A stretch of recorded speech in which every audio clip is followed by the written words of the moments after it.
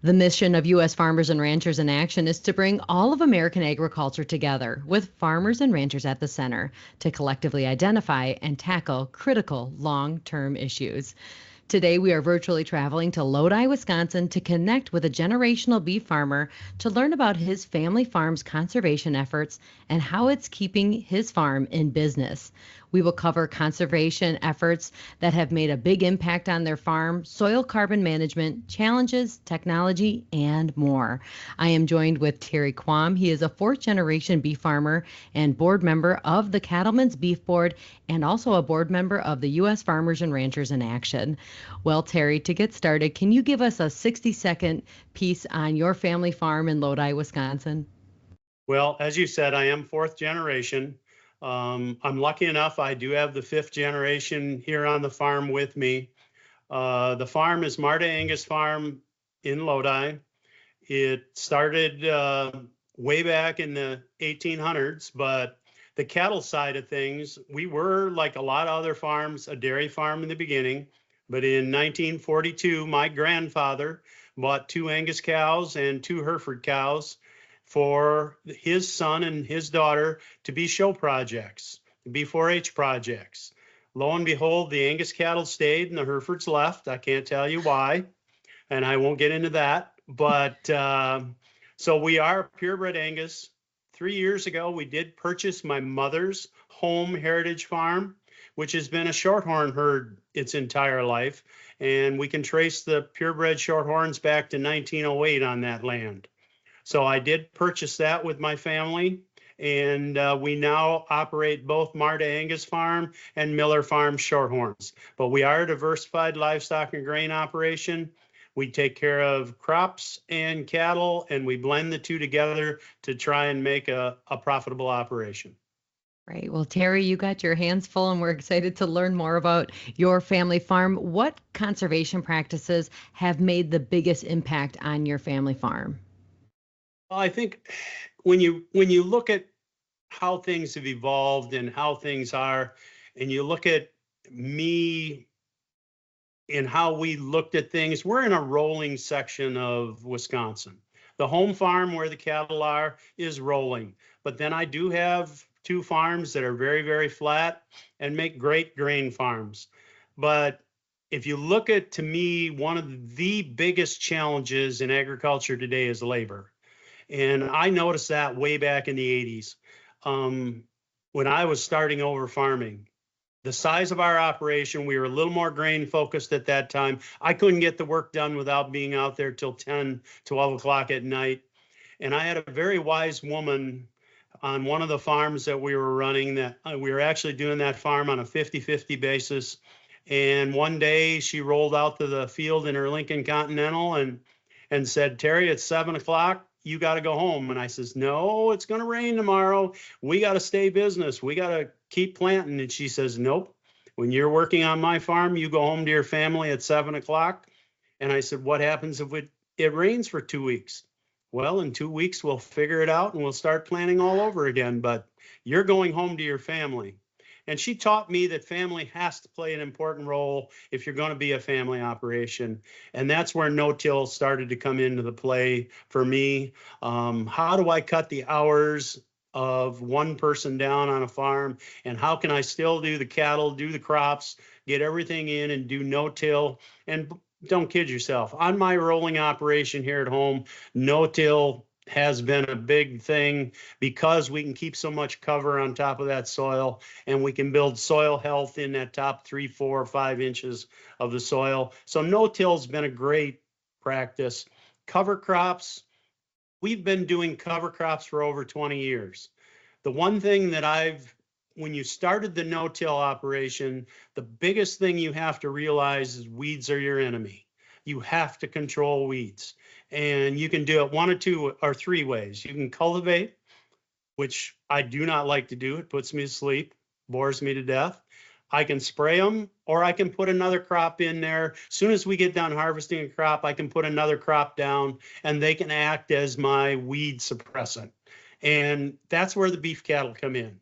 Then I can turn that cover crop into a product that I can use for those beef and make a great protein product for human consumption.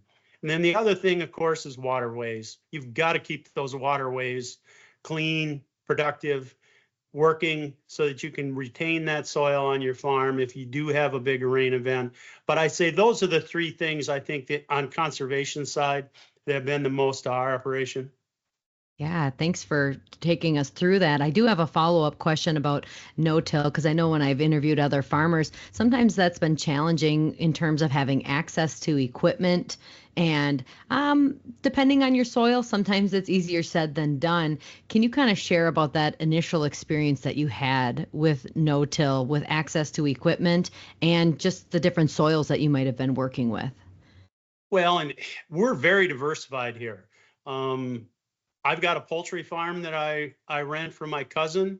I think the University of Wisconsin should own it because there's every soil type on that farm from red clay to blow sand. And so, I mean, there's areas of that farm that are easy to no-till, and there's some areas that are very tough. The farm we have here at home has got red clay, white clay, black soil. And we started back in the late 70s, early 80s with no-till.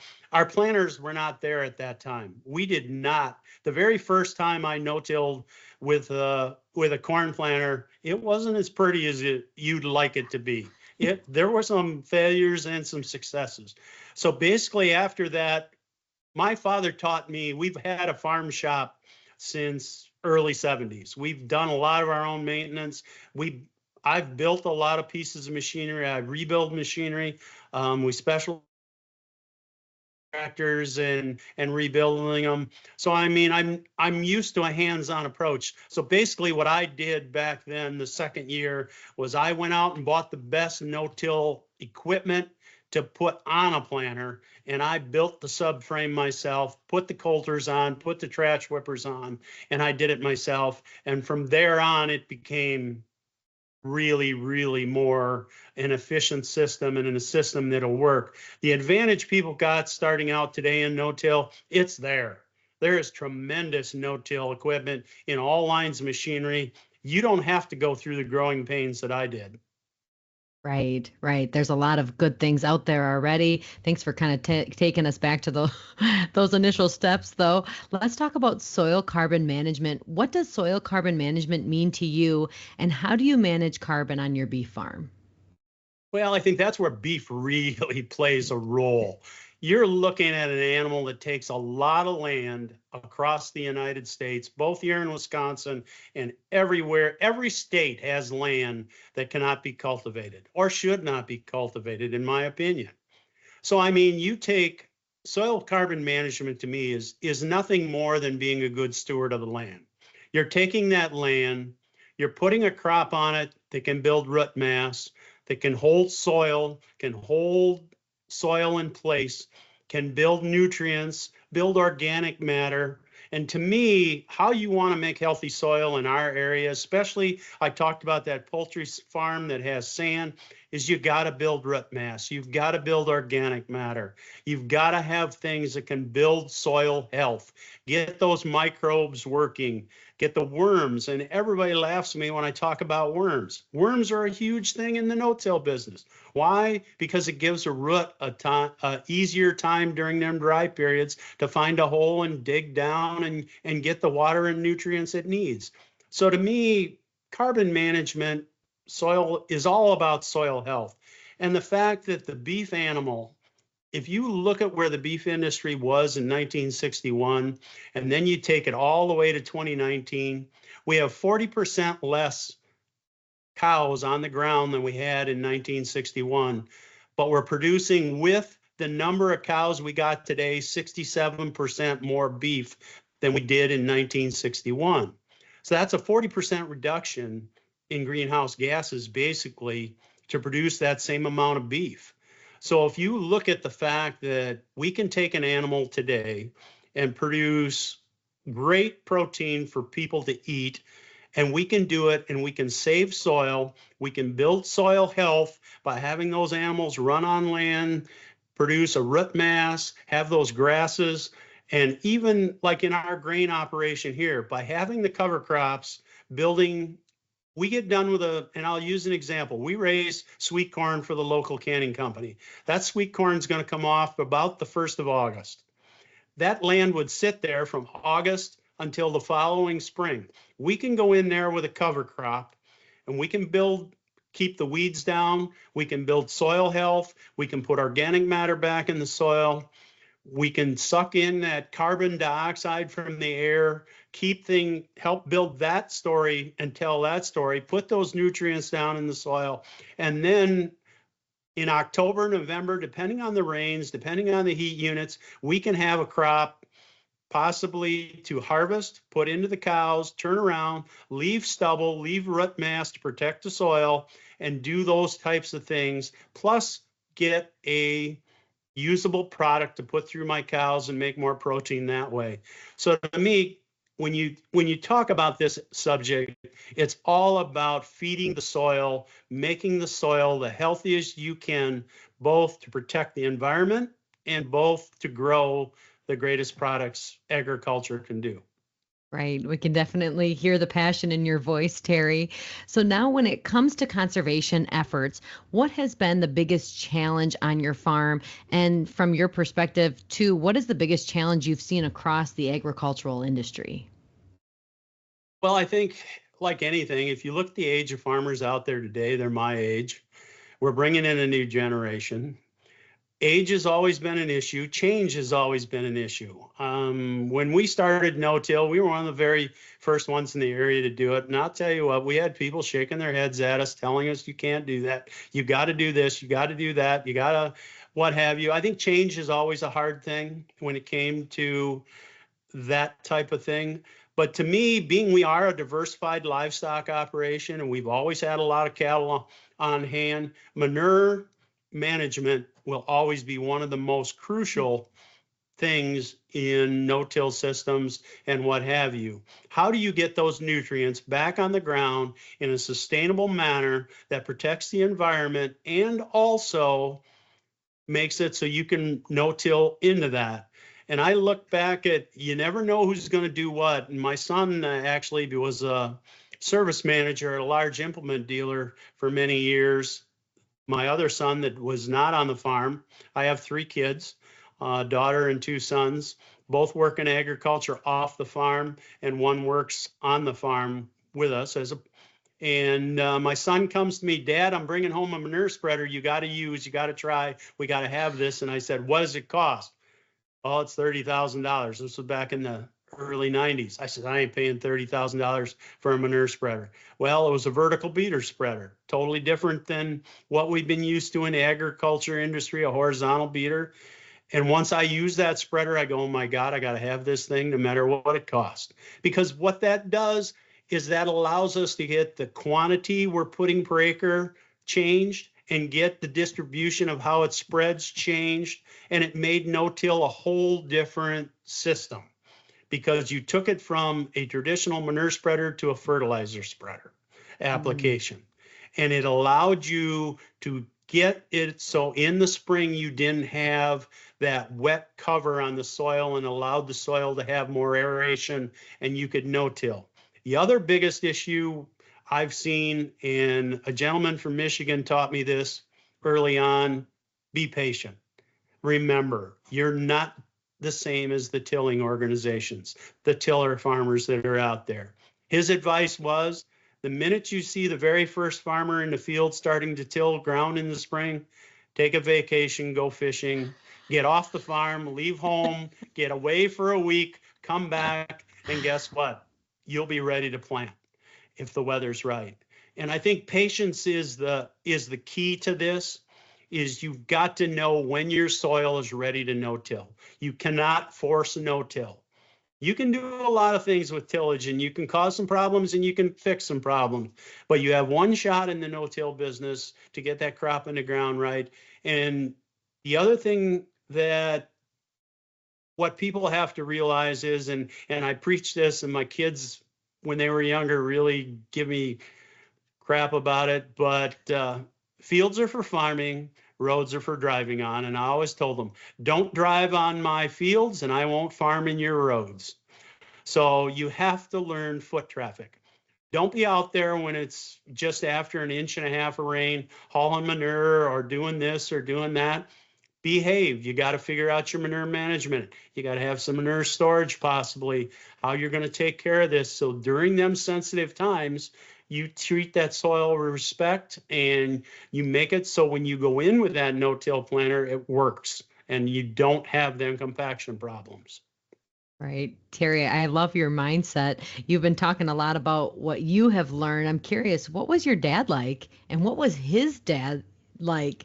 Were they all along the same kind of easygoing, it sounds like, with you? Or, what are some of the things that you learned from them when it comes to conservation? Or were they kind of doing all those tillage practices and it was your generation that transformed it? They did all the tillage. My generation transformed it. I was very lucky. Unlucky and lucky. My grandfather passed away at 70 years old. I remember as a high schooler taking him to the hospital for his final day when he passed away. So I don't remember a lot of my grandfather's farming because at that point my father was always already taking charge and he was running the operation. I was very blessed to have a farmer, and my father died young. Also, I was very blessed to have a very open-minded, very forward-looking father. So when it came time to do the no-till operation and do this, we had talked about it before he passed away, but he had passed away at the time. And but he was very forward thinking. He always was looking to the next thing, and I think that's a little bit about being always into the genetics of the cattle side of things. You're always looking forward. You're always planning for the next generation.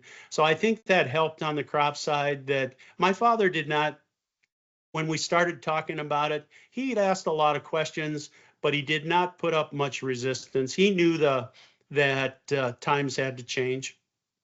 Hmm.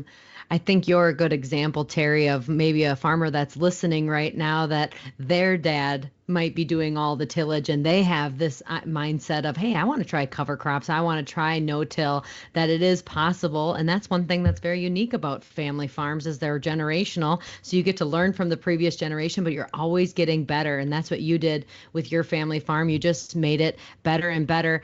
Terry, I'm curious, what role has technology played on your farm with conservation efforts? I, Technology, it depends on where you want to look at technology, both on the livestock side and on the crop side. Um, the downside to technology is it's very expensive, and you have to look at your size of your operation. Um, the very thing that I didn't think I'd fall in love with, I do all the corn planting on the farm and the soybean planting on the farm. Um, Auto steer. Oh my gosh. I fought it in the beginning. Uh-oh.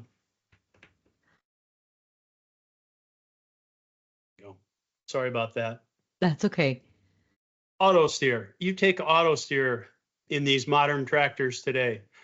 I didn't think, I thought I was a really, really good corn planter and I could measure them and I could follow that marker. Well, I guarantee you, when you first had auto steer and you're no-tilling and you're trying to follow your rows from the year before, you found out exactly how good you were. And to me, you take things like auto steer, when you talk about what technology does for the industry, you have to look at the sustainability picture and you have to look at health of the human. And you have to look at the day, okay, you're out there for 12 hours, 14 hours planting corn or soybeans. You have to look at the human side of things. I can tell you at my age, I get tired faster. But when you can do things like auto steer and set that planner that all you have to do is get it guided in the right direction, the amount of stress it takes off you, the amount of preparedness that you can do inside the field, watching everything, and your human health has to come into this play. And to me, that is a big picture of the sustainability effort, is how can we make sure safety and human creatures. The other thing on the technology side is I also do all the spraying, is the auto shut off. when you get your sprayers and you come to the end, you no longer have to flip that switch. You get to your point rows. Same way with planting corn now with the planters with auto shutoffs on their planter units. You get to them point rows. You're not wasting chemicals. You're not wasting seed.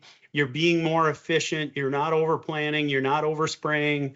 And you look at the environmental side of things, you're only using the amount of chemicals that you need to use to do the job. So, I mean, I think those are two of the things that come to mind. On the cattle side of things, being we are in the genetics business, always looking to improve, to me, when you look at on that side of things, we've always been a big proponent of proving what you do. And that's why we do put, even though we have our own bull sale here at the farm, we do put bulls in the largest bull test in the nation. I thought I had this shut off. That's okay. God. You're a popular guy.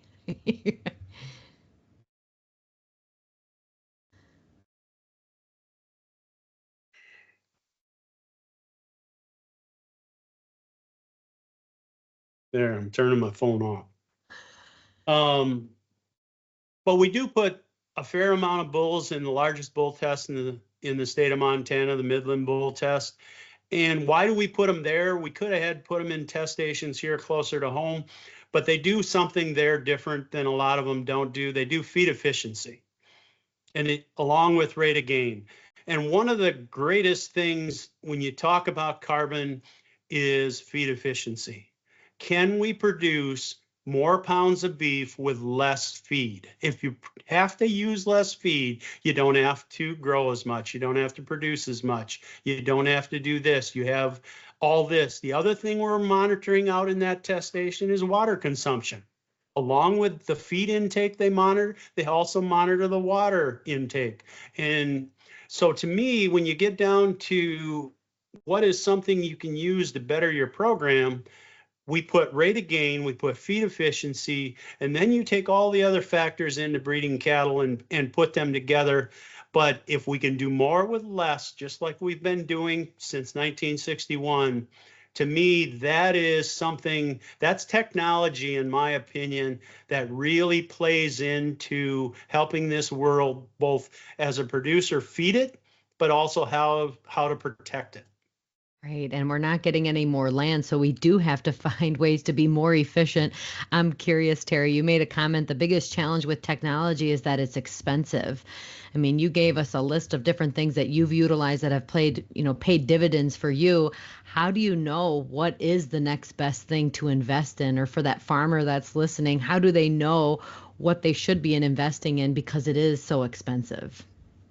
Well, I think that's where it gets down to where does your passion lie in this business? How do you want to just do the same thing over and over and over again, or do you want to improve? Do you want to see what can benefit you and experiment with? I've always been one. I love to look at new toys. I love to, figure out ways to. I get bored very fast. My wife drives the combine and corn a lot, and everybody goes, "Why do you let your wife drive?" Because I said, I love corn farming. I like that side of things. But after you've gone back and forth in the same field 5 times, I'm very bored. I've seen the yield monitor. I know what it's doing. I'll drive the truck. I'll go to the elevator and talk to the 2 young ladies that are there and have a good time with them and talk to another farmer while we're waiting in line or something. I need to keep my mind occupied. I need to keep moving. And to me, looking at the next technologies, you have to balance the cost. And one of the things how our industry is changing is we will probably not be reinvesting in a lot of our big machinery anymore. I don't have a lot, but I've already told the kids that probably the next time we buy a corn planter, we won't be buying one. We'll be trading our corn planter off for something we need on the hay equipment line. And we'll be talking to the grain farmer next to me that is invested in all the latest technology, has the newest, greatest planter with all the bells and whistles, and needs the custom work to help pay for it. And so you got to evaluate, like us, we're evaluating the size of our operation, the grain side of things, what technology costs, and if we want to use it and we want to take advantage of it, we're going to let somebody else invest in it, and we're just going to hire them and use them to give us the advantages. And that's not for everybody.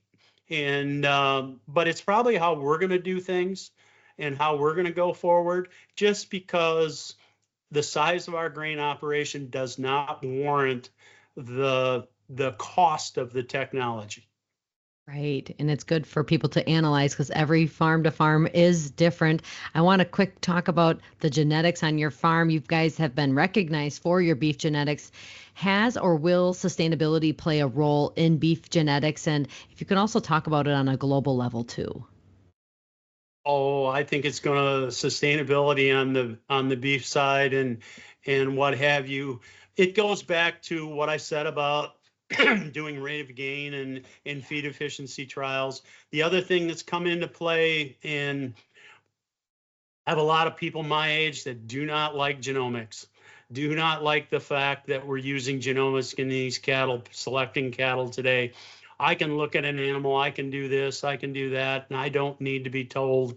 If you look back when I started with my father back in the late 60s, early 70s, when I was in high school and doing things, you took weaning weights, you took birth weights, you took yearling weights. That's what you had to work with beside the phenotypic look of an animal. And when you look at what we use today to breed cattle, the fact that we take genomic samples on these calves the minute they're born. Within 2 weeks of that calf's life, we usually have our genomics back, and we'll know which way we're going to market these cattle, because we do an awful lot of embryo transplant on this farm. And I would say 40% of the calves born on this farm are embryo transplant calves. Reusing those females that are producing your highest quality genetics, that grow the fastest, have the best looking phenotype to them, have the ability to give you that marketable product you need in our purebred world, but also put out a product into the real world where meat is made and meat is consumed. Give us excuse me. Give us those fast growing animals with that high quality carcass. But to me, when you look at things like genomics, because when you get 5 full brothers or 5 full sisters on the ground, genetics are a fickle thing. You don't get 5 identical animals. You get 5 representations of that mating. And that allows us to market those cattle where their best potential is. And we can propagate the ones, especially on the carcass side of things, because that is a very hot topic right now in the purebred world, having that high quality carcass.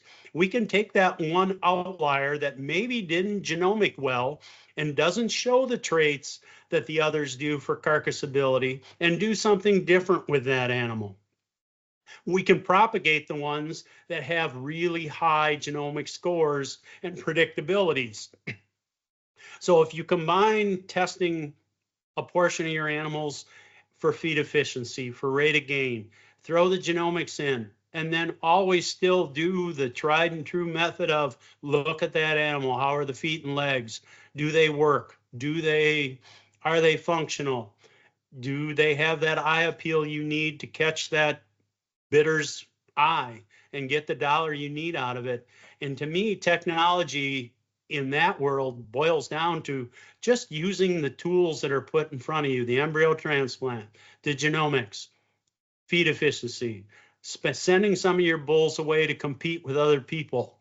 One thing my father taught me very on in life, because we showed a lot of cattle nationally, don't be afraid to compete. You got to learn.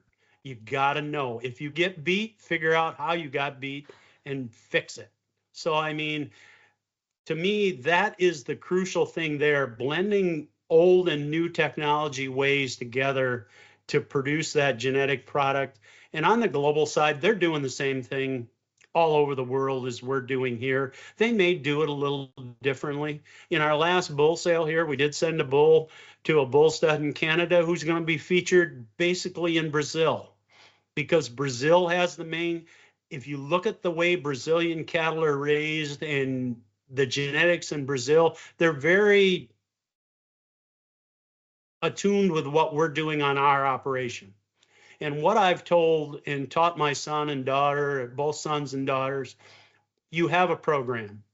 Our program has not changed since 1942. We still have those 2 original cow families on this farm. We have a type of beef cattle, an Angus cattle and Heref Shorthorn now that we want to raise.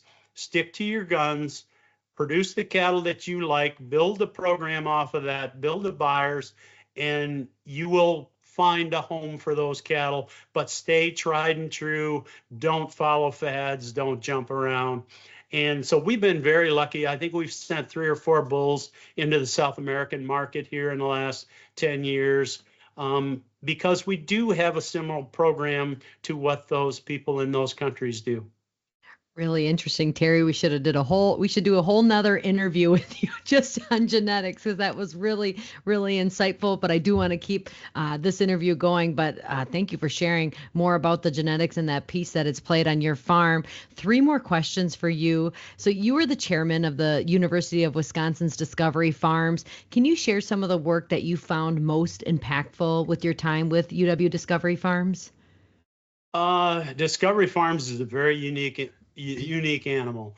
For those of you that don't know what Discovery Farms is, it's a conservation effort that started with 7 different ag organizations 25 years ago. This is actually our 25th year coming up.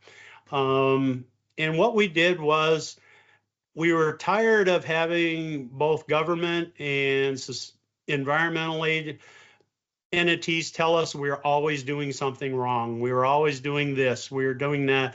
And we decided we were going to get together and we were going to do research on actual living farms outside state or university settings. And we were going to pick topics that were most recent in the news and what they were saying we were doing something about, what we had problems in. And we decided that we were going to either prove it right or we were going to prove it wrong. And if we were right, we'd tell them. But if we were wrong, guess what? Now we're going to do research and we're going to fix it. We're going to figure out how to do the problem. So that's how Discovery Farms got started. Everybody in the ag industry, a lot of farmers said, you can't do that. You're going to kill us. You're going to do this. You're going to do that. No, we did not. We've become a very premier research on the soil side of things. We focused mainly on water and water runoff, and now we're getting into groundwater research. But I'd say some of the things we've learned, one is timing of manure application and timing of fertilizer applications. Look at your weather forecast. No, you want those products to stay with your soil, get absorbed into the soil. You don't want them, you do not want to spread your bulk of your fertilizer that you're paying money for in ahead of a 3-inch rain or a 4-inch rain coming. Pay attention to the weather. Pay attention on your manure applications. When do you do it? Are there months that you shouldn't maybe spread manure in snowy situations? I'd say though that has been a big thing to prove to the agricultural side that you can do it right and you can do it wrong, and how do you do it right and keep it going right. And I think that's been a big part of it. Another thing that gives us numbers, by doing a lot of water management calculations, taking actually flumes out into the field, collecting all the water, doing a volume and doing sediment coming off land, we have actual numbers of what soil loss is in Wisconsin on actual farms in all different environments across the state. It gives us numbers to talk about and proof that this is what actually happens. So, I mean, it's been very helpful that way to give farmers that idea. What is a waterway, a brand new waterway? How does that help you? How do cover crops affect water runoff, soil runoff, those types of things? So getting the numbers that actually give the farmers a mindset, a perception of what actually is happening on the ground. And I'd say the third thing that we've proved that can happen, and it doesn't happen everywhere, but we started out with 7 ag organizations. We had 7 members at the table. We now have 22 different organizations at the table. The tried and true on Discovery Farms, decisions are made by the farm organizations. But right now, we have every governmental agency in Wisconsin at the table, from the county level to the state level, Department of Ag, DNR, county land and water conservations. And we also have multiple environmental groups at the table. And when we go to a meeting and we discuss all these topics of all environmental things, everybody's got a voice. And what has happened over the last 25 years is the respect between those agencies, the environmental groups, and the farmers have grown, that we can sit down and have that discussion and do things and do it in a positive fashion so that everybody has a say. Right. But in the end, the next set of research projects, which we're going to discuss here in a month, will be determined by the whole group, but voted on, and the final say will be them 7 farm organizations that started and manages Discovery Farms. It's a group of people that are working together, not against each other, to have the same common goal in mind. Terry, we're going to switch gears, talk more about future items. So last 2 questions for you. What future goals do you have for your family farm? I think that we're no different than anybody else. And I'm 4th generation, 5th generation's here. Next goal in line is to get another child home on the farm. Both of them, all 3 kids want to be here on the farm. They're all here on a day-to-day basis after work and what have you, but get another body on the farm to take my place. I'm 69 years old. I'm not getting any younger. I'm slowing down. So I mean, to get another body quickly on the farm and get enough income to produce another family here on the farm, that's a very short-term goal. But the long-term goal is to keep this operation going, keep that Angus herd of cattle live and growing and producing top-line genetics and bringing the 6th generation into the farm. I have a 6-year-old grandson that thinks he manages the operation and knows everything there is to know and what have you. And I have 4 other grandkids coming up the pike. Keep it so they have an operation and a program to be a part of, whether they want to be in the farming sector or whether they want to move on to another job. But I want to have that lifestyle for those kids to grow up on and grow up how I did. When you look at, I have a lot of people ask me why I don't retire. All my friends from high school and college, they're all retiring now. And we went out to eat with a couple the other night, and the lady asked me, well, when are you going to retire? And I said, I'm not dead yet. I said, I'm enjoying what I'm doing. Well, and she said, well, you're one of those. Yeah, I am one of those. I've been lucky enough to have a job that I've enjoyed. There are days I'd give it up in a heartbeat, but 99 days out of 100, you're going, I get up, I go to work, I enjoy what I'm doing. I get to watch crops grow. I get to watch cattle grow. I get to watch my family work together. And there's days we're loud. Yep, we can be. But there's days like this weekend at the State Shorthorn Show where the whole family was working for a common goal of getting them shorthorns through the show ring. So, I mean, to me, the biggest goal of this operation is to be financially solvent, to grow that genetics in these cattle, to become a national and a worldwide name on the genetic side of things, and just enjoy life. Right. You get to see miracles every single day with your corn or your crops and your cattle.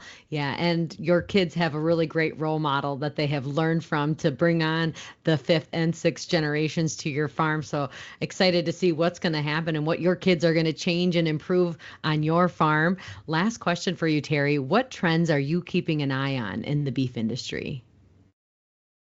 I don't think there's as much trends that we're pretty tried and true in what we do as far as trends. Like I said, in our breeding program, we're pretty set in our ways.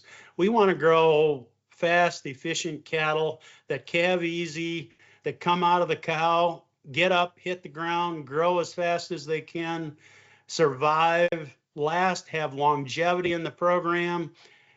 I don't think there's a lot of trends in the breeding side of things other than following and staying current, like I said, with embryo transplant, genomics, those types of things, keeping an eye on what can help us be the best we can and don't fall behind. But I would say the biggest thing, trend wise, is you have to stay current on what the environmental conditions are around you, both politically, weather-wise, those types of things. We're in a turmoil time right now. You got tariffs. All everybody wants to talk about is tariffs. How's it affecting? You look at the beef industry. 20% of the beef raised in the United States is exported. To what countries? Are we in good working relationships with those countries? The other thing, to me, it's not a trend, but it's something you have to pay attention to, are worldwide diseases and insects and what have you, the impact of how that can affect your industry. The New World screwworm or whatever is down in Mexico and South America that's encroaching on the United States. I'd feel a lot different about that if I was in Texas versus here in Wisconsin. Can it disrupt my business? Okay, what happens if you have a shutdown 2 days before your production sale that 40% of your money comes from? So you have to always be vigilant and conscious of not as much as I would call trends, is how the industry is evolving and how the world's evolving as far as all the things that can affect your business. Right. Well, Terry, this has been a really insightful conversation with you. I feel like there's so many tidbits that people can take from this conversation and hopefully implement on their farm or get the ball rolling to start something new. So we appreciate your time on Farm Food Facts. USFRA plays the critical, important role of creating opportunities for collaboration, information sharing, and solution development for the full agricultural value chain. We are the connective and unifying voice for U.S. agriculture. I appreciate your time for tuning in. If you enjoyed listening to this podcast, please subscribe and rate us on your favorite podcast app. Tune in again. I'm Joanna Guza for Farm Food Facts. All right, Terry. Gosh, we could have sent 2 hours aside to talk to you. That was really good. That was really good. We're going to do the bonus question now. Was there anything that you had hesitations about in the first part? Read the bonus question to me again. Oh, okay. It's kind of almost, I mean, your last answer was really good for it, but if you have anything, it's just an open door. What topics are you keeping an eye on that could have a positive and or negative impact on agriculture? Okay. I think the whole disease piece is really interesting to me. Like, I think that's like my biggest fear when we talk about like the turmoil of things. It's people bringing in diseases that we can't control, but I don't want to fill your mind with anything you don't want to talk about. I'll talk about it in my answer. I was president of Wisconsin Cattlemen when the cow that stole Christmas back in the 2000s. I don't know if you know what that is. No, I don't. That was when BSE was bovine spondylitis encephalopathy was detected in Washington State, and what that did to the industry. I was president of the Cattlemen when that broke, and I know how that affected the industry. Yeah. And so, I mean, it's very prevalent. Anybody that raises crops or livestock, just like the other day, you heard about the Chinese individuals that in damn Michigan near could have brought in a fungus to affect our crops. Right. Those things they're real and they're scary. They are. Okay. Well, that is something if you want to talk about, it's kind of an open door. I'm just going to ask that question and then you kind of wrap it up and then I don't ask any follow-ups to it. Okay. Okay. All right. So we're going to do the bonus question then in 3, 2, and 1. Welcome back to Farm Food Facts, brought to you by the U.S. Farmers and Ranchers in Action. I'm your host, Joanna Guza. While we have our guests on the line, we want to get their insight on the future of agriculture and what they're keeping a close eye on. Our guest today was on an earlier episode talking about his generational beef farm in Lodi, Wisconsin. So I highly recommend you check out that episode. We are joined with Terry Quam. He is a fourth generation beef farmer and board member of the Cattlemen Beef Board and also a board member of U.S. Farmers and Ranchers in Action. Well, Terry, with this bonus episode, I'd like you to answer this question. What topics are you keeping an eye on that will have a positive and or negative impact on the future of agriculture? I think when you look at what you have to, in my opinion, what the modern day farmer today has to keep an eye on is globally. You have to keep an eye on what's going on in your country first, the political climate that's out there, but you also have to look at what's happening in the global world. And that includes all things, infectious diseases, anything that possibly could disrupt the American production of food and fiber in this country. And you look at the beef industry, 20% of our product is exported today. And if you think back, I happened to be president of Wisconsin Cattlemen back in the early 2000s when the nickname "the cow that stole Christmas" came along. And that, how the hell did you get back on? God, sorry. That's okay. I shut the phone off. But if you think back in the early 2000s when that cow came along in the state of Washington with BSE and was nicknamed the cow that stole Christmas, I happened to be on a Tuesday night curling in Lodi because I curl and I do that for my one day off the farm and not talk about ag business. And guess what everybody was talking about? And I came straight out of the farm, didn't look at the computer, didn't hear the news. And so I go to my phone, and sure as heck, the phone had blown up with this news about a cow with BSE and what the ramifications were going to be. And that's where I really want to stress preparedness and being forward-thinking in the industry and being a leader in the industry, because the industry was prepared, because we had forethinkers in the industry. That night, I went, my phone had blown up with emails and what have you. The next morning on my doorstep, FedExed overnight, was a 2-inch pamphlet on talking points about BSE, how to handle it, how to talk about it, the facts about it. I had been called into a 2-hour phone call from the National Cattlemen's Beef Association through a funded checkoff program that is always there to highlight and to know the next thing that could possibly be coming down the road and be prepared about these foreign diseases that could enter our country. And by having that preparedness and having that, I did 4 TV interviews that day on the farm, did 5 radio interviews that day. When my family on Christmas Eve was sitting down for Christmas Eve supper, I was doing the last radio interview. And by knowing what was possibly out there, having a prepared plan, and having the resources to do the plan, that took the industry immediately. The markets dropped the next day after the announcement, $8 a hundred. Carcass weight, markets, foreign markets closed down to us. The consumer was in a panic, was in an uproar. But what we found out about being prepared, knowing what the next thing coming along could be and being ready for it, 3 weeks later, our consumer acceptance went from 90% to 92% because the industry was able to talk in a positive manner and give the true facts out there of what happened, how it happened, and how we're going to fix it. So, I mean, when you have to look at trends or anything, you have to stay vigilant and look at anything that could possibly happen. And it can happen on that type of a disease coming in. Foot and mouth has always scared the living kajibers out of anybody with bovine animals.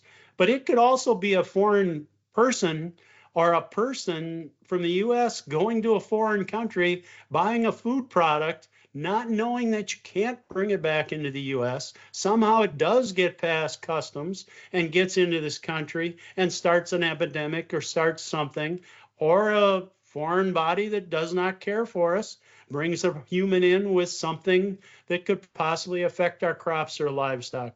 So to me, that's one of the things I think the industry has to really be forward thinking on, and have a group of individuals somewhere looking at these topics and discussing them and building preparedness plans. You hope you never use them. You hope it's money you spent to be prepared but never use. But I think we have to do that on a national scale and in all industries, whether you be the grain side, whether you be the cattle side, dairy side, poultry side. You have to be prepared, because you do not know what's going to transpire because of both politics and just what Mother Nature can throw at you. So to me, that's one side of thing. And the other thing you have to look at is what's happening in the world. We all know, just look what happened in the Middle East here in the last few days. Iran and Israel getting into another conflict. Look what it did to the fuel prices. Look what it did to oil prices. That affects your bottom line, your farming operation. You have to pay attention to that. Have you got your fuel bought? Have you got your fuel contracted? Same way with our countries getting into a political dispute with yours, and are you going to lose your exporting ability? You're going to lose your importing ability of your fertilizers. Is that going to affect your fertilizer prices? So to me, agriculture today is a lot of planning, looking ahead, making sure that as a producer, you make sure your politicians are aware of your problems, but you also belong to enough organizations and be a part of enough organizations that have forward-thinking individuals to protect your industry and be prepared to do the things that are right for the average person out there that maybe doesn't have time. That was insight from Terry Quam. He's a fourth-generation beef farmer and a board member of the Cattlemen's Beef Board, and also a board member of U.S. Farmers and Ranchers in Action. I highly recommend you check out the episode where Terry talked more about his family farm in Lodi, Wisconsin. We appreciate you spending time with us. I'm your host, Joanna Guza, for Farm Food Facts.